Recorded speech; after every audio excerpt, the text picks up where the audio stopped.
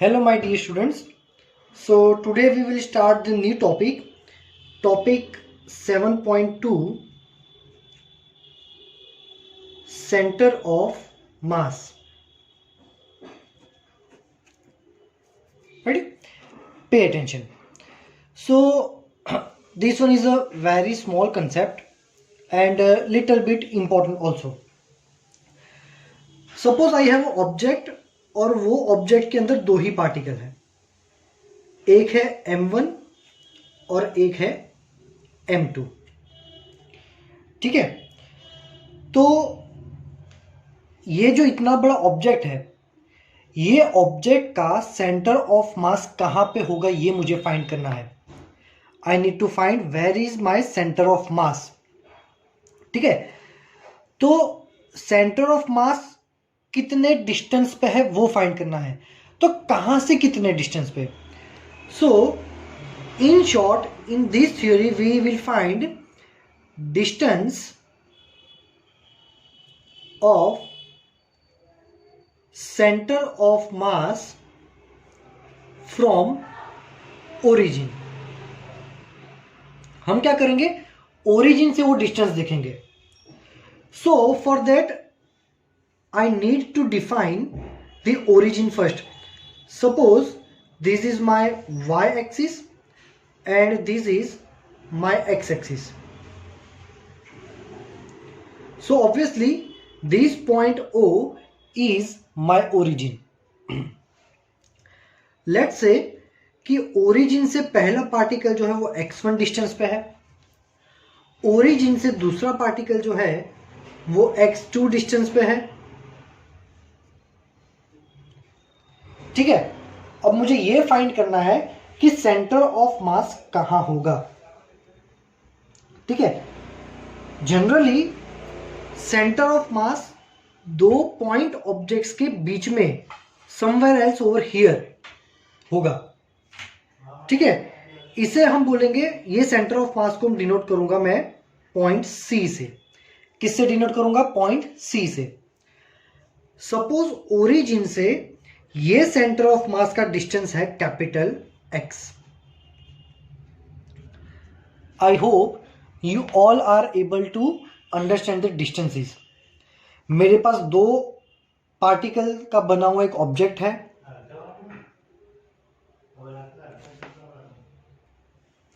सो पहले पार्टिकल का ओरिजिन से डिस्टेंस x1, दूसरे पार्टिकल का ओरिजिन से distance x2. Suppose this is the centre of mass, तो उसका डिस्टेंस ओरिजिन से x. इन शॉर्ट यहां पे हम सारे डिस्टेंस ओरिजिन से ही मेजर कर रहे हैं. क्या कर रहे हैं हम, सारे डिस्टेंस ओरिजिन से ही मेजर कर रहे हैं. So in that case origin is very important. To define origin is extremely important in this concept. Centre of mass के जितने भी न्यूमेरिकल्स हम सॉल्व करेंगे, सबसे पहले क्या देखना है, ओरिजिन कहां है बस. ठीक है, क्योंकि सभी के डिस्टेंस हम ओरिजिन से ही मेजर करेंगे. तो ये x सेंटर ऑफ मास का ओरिजिन से डिस्टेंस x, वो फाइंड करने का फॉर्मूला है x इज इक्वल टू पहले पार्टिकल का मास, पहले पार्टिकल का ओरिजिन से डिस्टेंस, प्लस दूसरे पार्टिकल का मास और दूसरे पार्टिकल का ओरिजिन से distance by m1 plus m2. Means जितने भी मास है उन सभी के मास का एडिशन. और ये फॉर्मूला कहां से आया, कैसे आया, ये आपको नहीं देखना है, आपको सीधा फॉर्मूला याद रखना है. You have to remember the pattern of the formula. m1 x1 plus m2 x2 by m1 plus m2. पहले पार्टिकल का मास डिस्टेंस का मल्टीप्लीकेशन प्लस दूसरे पार्टिकल का mass distance multiplication divide by दोनों मास का एडिशन. अब मान लो यहाँ पे m1 m2 m3 एक और पार्टिकल होता फॉर एग्जांपल, और ये तीसरे पार्टिकल का ओरिजिन से डिस्टेंस में अगर बोलूं कि भाई x3 है, तो वो केस में हमारा सेंटर ऑफ मास में भी थोड़ा यहां वहां हो जाता है ना. तो वो सेंटर ऑफ मास का डिस्टेंस का कितना होता, तो x is equal to m1 x1 plus m2 x2 plus m3 x3 by m1 plus m2 plus m3 है ना. इन शॉर्ट नीचे वाले टर्म को मैं is equal to capital M भी लिख सकता हूं हर बार, where capital M is mass of total body, मतलब whole body, mass of whole body. So यहां पे हमने जो एग्जांपल लिया है, it is a very simple example. Why? Because all the particles are lying in the same axis which is the x axis. अब सारे particle x axis पे ही है तो ऑब्वियसली उसका सेंटर ऑफ मास भी एक्स एक्सिस पे ही मिलेगा, बट ऐसा तो पॉसिबल नहीं है, हमारे पास कोई भी शेप का ऑब्जेक्ट हो सकता है। सो लेट्स से कि अगर 2 डायमेंशन में होता तो क्या होता। चलो इसमें एक और चीज, suppose if m1 is equal to m2 is equal to m, मतलब जितने भी पार्टिकल है वो सारे पार्टिकल अगर सेम मास के होते तो क्या होता। If m1 is equal to m2 is equal to m, then what will happen? Let's put this all values in above equation. So x is equal to m1 की जगह डाल देंगे m x1 plus m x2 by m plus m. So x is equal to इन दोनों में से अगर m common निकाल दे तो m x1 plus x2 divide by m plus m, which is a 2m. mm gets cancelled. So we can say x is equal to x1 plus x2 by 2. So here we can say my center of mass lies exactly on center. This is the formula of average, है ना, this is the formula of average distance, दोनों distance का addition divide by 2. So this is the average, means if my object is having the particles such like all the particles are having same mass, अगर सारे particle की mass same है तो centre of mass exactly centre में ही होगा object के। अच्छा, ये बार बार हम बोल रहे centre of mass, centre of मास, ये सेंटर ऑफ मास है क्या? शॉर्ट में लिख रहा हूं, सेंटर ऑफ मास मतलब CM. Centre of mass is a point on which whole mass of body is concentrated. ठीक है, मान लो कि अपने पास कोई बॉडी है, चलो मैं एक एग्जांपल देखता हूं। For example this is the object, यही मिल रहा है मेरे को तो आजकल। तो इसका सेंटर ऑफ मास मान लो कि ये कितने ग्राम का पैक है, मान लो ये 100 ग्राम का पैक है फॉर एग्जांपल। तो ये पूरा का पूरा 100 ग्राम कोई एक पॉइंट पे कॉन्सेंट्रेटेड है, पूरा 100 ग्राम किसी एक ही पॉइंट पे है, वो पॉइंट को बोलेंगे सेंटर ऑफ मास। और वो सेंटर ऑफ मास, वो पॉइंट कहाँ है ये डब्बे का, वो फाइंड करने का फॉर्मूला है ये। ठीक है, बट ये हमने जो देखा वो बहुत सिंपल है, सारे पार्टिकल्स एक ही एक्सिस पे। बट ये देखो, ये हमारा जो ऑब्जेक्ट है वो x और y दोनों में है, ये y, ये x और ऊपर भी आ रहा है मतलब z। ठीक है, ये z, ये वाला, ये z, ये y और ये x, मतलब ये 3D ऑब्जेक्ट है। इसके तो कोई पार्टिकल इधर भी है, कुछ इधर भी है, कुछ ऊपर है। तो ये केस में क्या करेंगे, तो चलो लेट्स हैव एन एग्जांपल की एग्जांपल ऑफ 2 डायमेंशन। मान लो कि ये हमारा ओरिजिन है O, this is the x axis, this is the y axis. The first particle m1 over here, the second particle m2 over here. ठीक है, तो ये केस में हम क्या करेंगे कि भी देखेंगे कि m1 जो है वो x एक्सिस पे कितने डिस्टेंस पे है, यहां पे इतने डिस्टेंस पे ओरिजिन से, वो डिस्टेंस को मैं बोलूंगा x1। फिर मैं क्या करूंगा, सेम m2 का डिस्टेंस देखूंगा, तो भाई m2 मुझे ओरिजिन से इतने डिस्टेंस पे मिला x2, तो m1 जो है वो y एक्सिस पे भी है, y एक्सिस पे उसका डिस्टेंस कितना है y1, और यहां पे y2। ठीक है, अब इन दोनों का सेंटर ऑफ मास कहां पे होगा? तो वो सेंटर ऑफ मास, तो मान लो कि ये हमारा सेंटर ऑफ मास है, फॉर एग्जांपल ये है हमारा सेंटर ऑफ मास। तो सेंटर ऑफ मास के भी एक्स पोजीशन मिलेगा। सपोज ये है हमारा सेंटर ऑफ मास का एक्स डिस्टेंस, और वही सेंटर ऑफ मास का हमें यहां पे क्या मिलेगा? Y distance, capital Y. तो अब ये कैपिटल एक्स और कैपिटल वाई क्या है? तो x is equal to m1 x1 plus m2 x2 by m1 plus m2। तो ये हमें मिलेगा सेंटर ऑफ मास का x डिस्टेंस, कि भी centre of mass x distance पे कितना है वो। Same like that we can find y m1 y1 plus m2 y2 by m1 plus m2। Ready? चलो, सो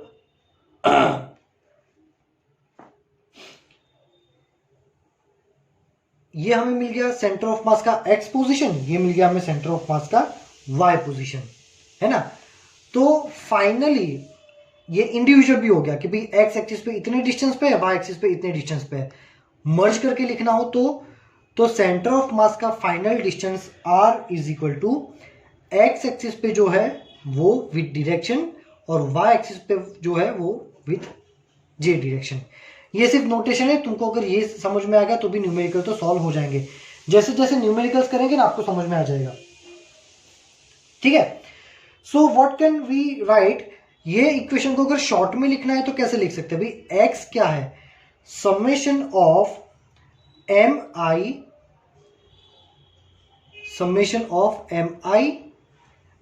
xi अपॉन कैपिटल M, ठीक है। ये तो एक पार्टिकल है, दूसरा पार्टिकल है।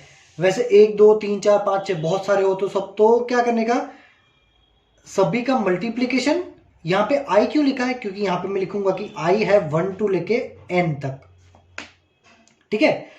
तो i की जगह अगर 1 लिखो तो m1 x1 ये समेशन है, मतलब प्लस 1 से लेके n, तो 1 के बाद आएगा 2, तो m2 x2 plus m3 x3 plus m4 x4 ऐसे करके n तक।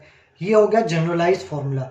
सेम वैसा फॉर्मूला बनेगा y के लिए, y is equal to summation i is equal to 1 to n mi yi by capital M, ठीक है। तो ये हम जनरलाइज फॉर्मूला भी लिख सकते हैं।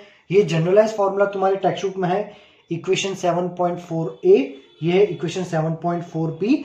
और अगर x y और बाहर की एक्सिस z भी होती तो यहां पे सेम फॉर्मूला z के लिए आता, m1 z1 plus m2 z2 bye m1 plus m2, ठीक है। चलो, तो अब हम देखते हैं नेक्स्ट पॉइंट। चलो, क्या है कि सपोज हमने अब तक क्या देखा कि भी हमने इन शॉर्ट तो डिस्टेंस ही देखे कि भी सेंटर ऑफ मास कितना दूर है। कहां से दूर है? ओरिजिन से दूर है। पर अगर हम ऐसा करें कि if centre of mass is lies on origin, suppose centre of mass origin पे ही है, तो क्या होगा? टेक्स्ट बुक में दिया हुआ है, ठीक है। यहां तक हमने देख लिया है।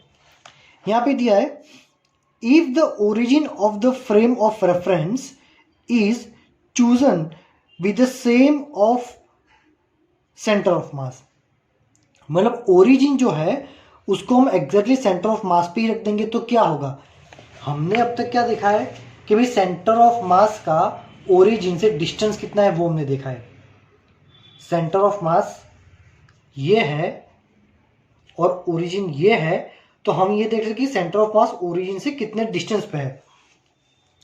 पर अगर हम ऐसा सिस्टम लेते हैं कि सेंटर ऑफ मास ओरिजिन पे ही होगा तो सेंटर ऑफ मास का ओरिजिन से डिस्टेंस कितना हो जाएगा? 0। तो वो केस में क्या हो जाएगा? जितने भी हम ये ऊपर वाले टर्म कर रहे हैं ना, ये m1 x1 plus m2 x2 plus m3 x3, ये सभी का एडिशन हो जाएगा 0। क्यों? क्योंकि हमारा सेंटर ऑफ मास का डिस्टेंस ही 0 हो गया, है ना। सेंटर ऑफ मास का ओरिजिन से डिस्टेंस 0, x की जगह 0 डाल दो, m1 प्लस m2 को यहाँ ले जाओ, वो 0 के साथ मल्टीप्लाई होंगे तो 0 हो जाएगा। 0 is equal to m1x1 plus m2x2, मतलब ये ऊपर वाले टर्म का, ये ऊपर वाला टर्म जो है वो इज इक्वल टू हो जाएगा 0।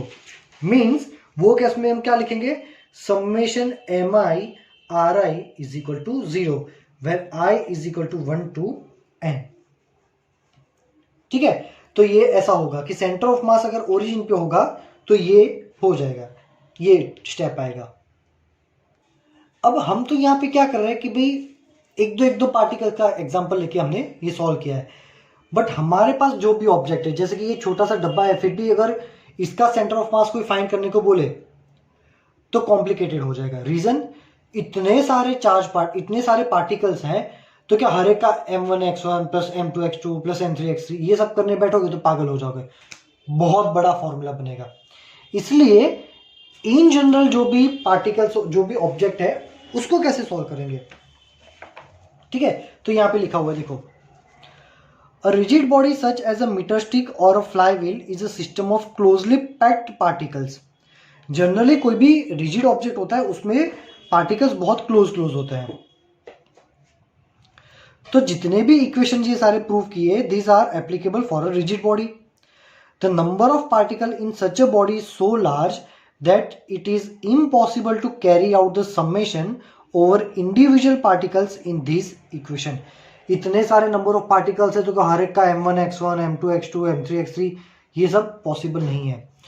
Since the spacing of the particle is small, मतलब कि पार्टिकल्स छोटी ही जगह में, एकदम छोटी ही जगह में बहुत सारे पार्टिकल्स हैं। So we can treat the body as a continuous distribution of मास।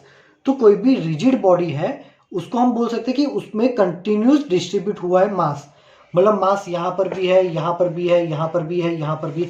ऐसा नहीं कि कुछ जगह पे मास है फिर बीच में खाली जगह, फिर मास फिर खाली जगह, नहीं, पूरा मास सब जगह है, तो उसको बोलेंगे कंटिन्यूस डिस्ट्रीब्यूशन ऑफ मास, जो कि हर ऑब्जेक्ट में होता है। वो केस में हम क्या करेंगे, वी सब divide the body into n small segment. तो जैसे कि विक्स का डब्बा है, उसको हम क्या करेंगे, छोटे छोटे पार्ट में डिवाइड कर देंगे, एक पार्ट, दूसरा पार्ट, तीसरा पार्ट, चौथा पार्ट। पहला जो पार्ट है उसका मास हम ले लेंगे सपोज डेल्टा m1, दूसरे का ले लेंगे डेल्टा m2, तीसरे का डेल्टा mn। वैसे m1 m2 करके mn लास्ट वाला पार्टिकल भी हमने सेगमेंट ले लिया। मान लो उसमें से बीच में कोई भी एक रैंडम में पार्टिकल सेगमेंट ले लेता हूं और वो सेगमेंट है डेल्टा mi। ठीक है, तो सिर्फ वो डेल्टा mi, एक कोई भी रैंडम टुकड़ा, उसका सेंटर ऑफ मास क्या होगा, तो ये mi xi का समेशन बाय डेल्टा mi, वैसे y एक्सिस के लिए, वैसे z एक्सिस के लिए। ठीक है, अब हम क्या करेंगे, as we make n bigger, n क्या है, नंबर ऑफ सेगमेंट, मतलब अगर मैं इसके बहुत सारे पार्टिकल्स ले लूं, अब बहुत सारे पार्टिकल्स लूंगा तो ऑब्वियसली सारे सेगमेंट छोटे छोटे ही होंगे, है ना। इसके बड़े बड़े टुकड़े करूं तो 4 होंगे, पर अगर मैं बोलूं इसके 4 नहीं 4000 टुकड़े करो तो ऑब्वियसली टुकड़े छोटे हो जाएंगे। तो n नंबर ऑफ सेगमेंट अगर बढ़ाएंगे तो ईच डेल्टा mi स्मॉलर हो जाएगा, है ना। 4000 टुकड़े करोगे तो हर टुकड़ा छोटा हो जाएगा।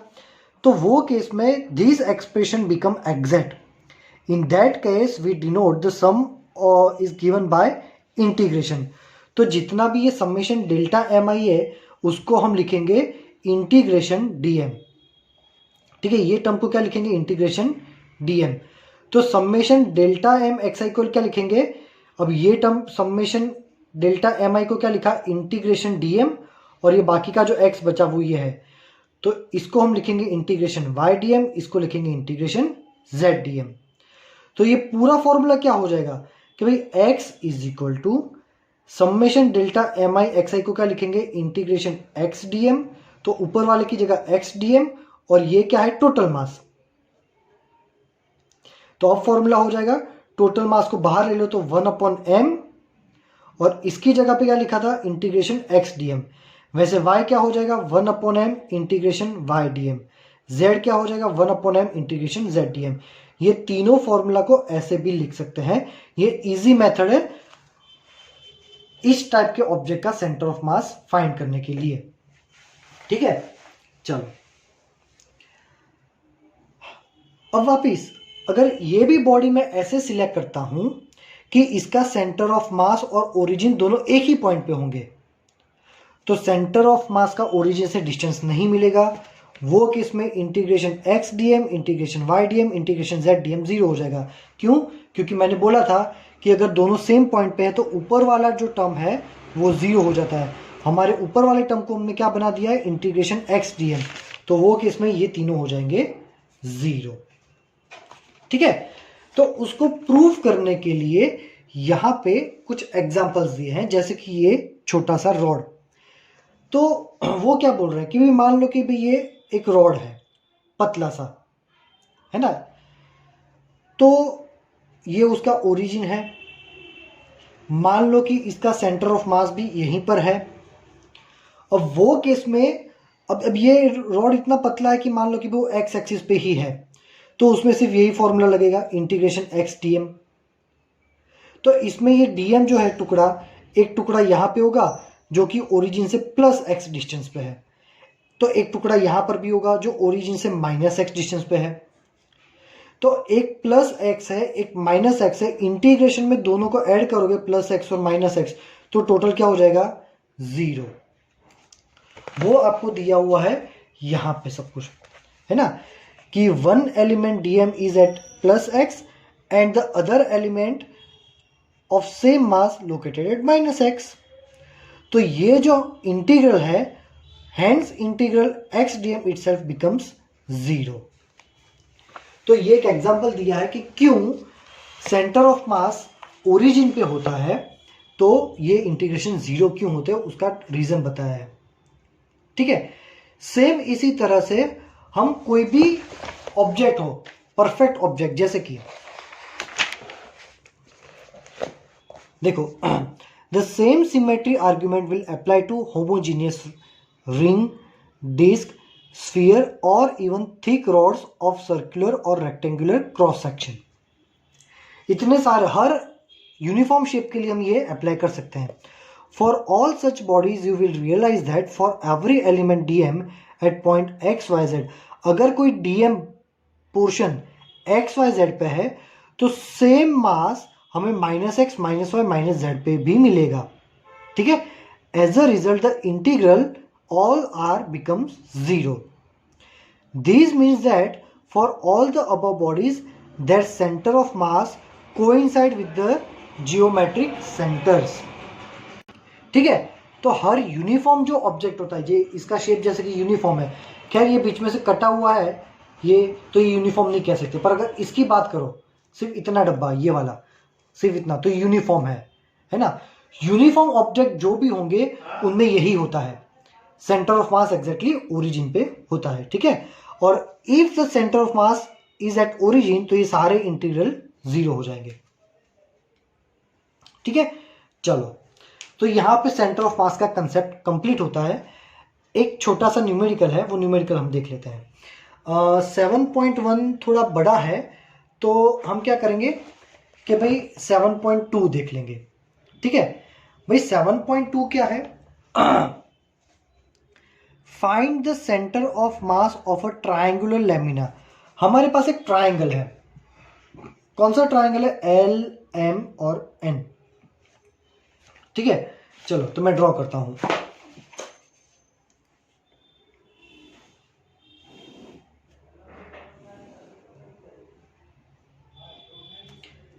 एल एम एन, ये हमारे पास एक ट्रायंगल है, इसका सेंटर ऑफ मास फाइंड करना है। तो क्या करेंगे, पहले हम देखेंगे पहले करेंगे स्टेप नंबर 1 कि ये जो एम एन है एग्जैक्टली एम एन के पैरेलल मैं इक्वी डिस्टेंस पे लाइंस ड्रॉ करूंगा। सारी लाइंस एक दूसरे से इक्वल डिस्टेंस पे होनी चाहिए। ठीक है, फिर वही लाइंस का मैं एक परपेंडिकुलर ड्रॉ करूंगा। सो let's say this is the perpendicular line. So when these perpendicular lines are coinciding with our parallel lines, जहां जहां पे ये कोइंसाइड हो रहे हैं, ये सारे के सारे हमारे सेंटर ऑफ मास हो सकते हैं. चलो, अब इतने सारे तो सेंटर ऑफ मास तो एक ही होता है, तो अब क्या करेंगे, जैसे हमने एम एन के पैरेलल लाइंस ड्रॉ की थी ना, वैसे ही हम एल एम के पैरेलल लाइंस ड्रॉ करेंगे, ऐसे सेम इक्वी डिस्टेंस पे.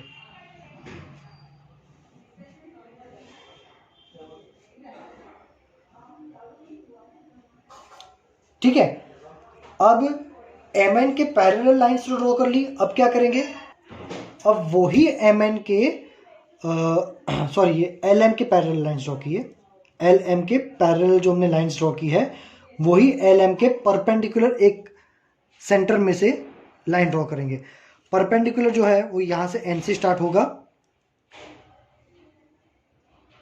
एग्जैक्टली ऐसे.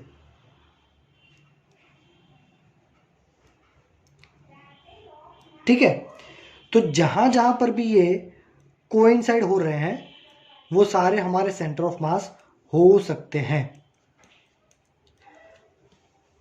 ठीक है, फिर स्टेप नंबर 3 हम क्या करेंगे, अब ये एल एन की पैरेलल लाइंस ड्रॉ करेंगे.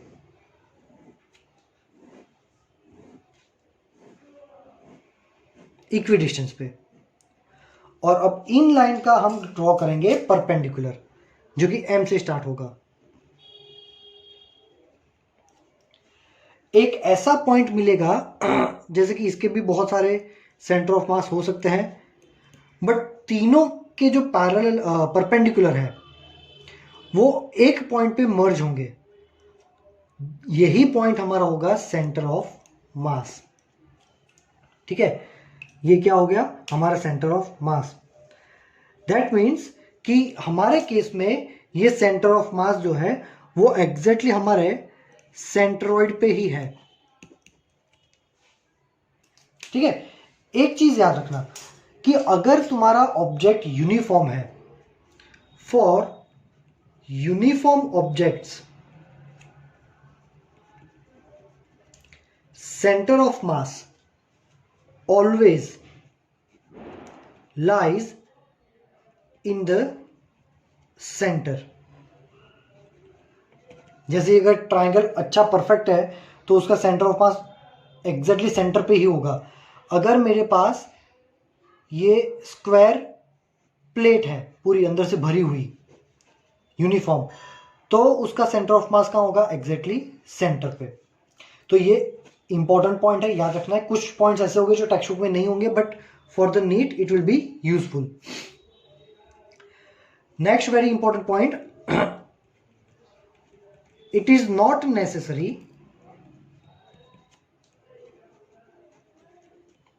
that center of mass always lies within a body. Centre of mass body के अंदर हो ऐसा जरूरी नहीं है. Sometimes it could be that center of mass lies outside the body. है ना, हमें ऐसा लगता है कि भाई इसका सेंटर ऑफ मास इसके सेंटर में अंदर होगा. मेजॉरिटी ऑब्जेक्ट्स में ऐसा ही होता है, but in some objects centre of mass lies outside the body. That means the centre of mass is not a part of the body. For example ring.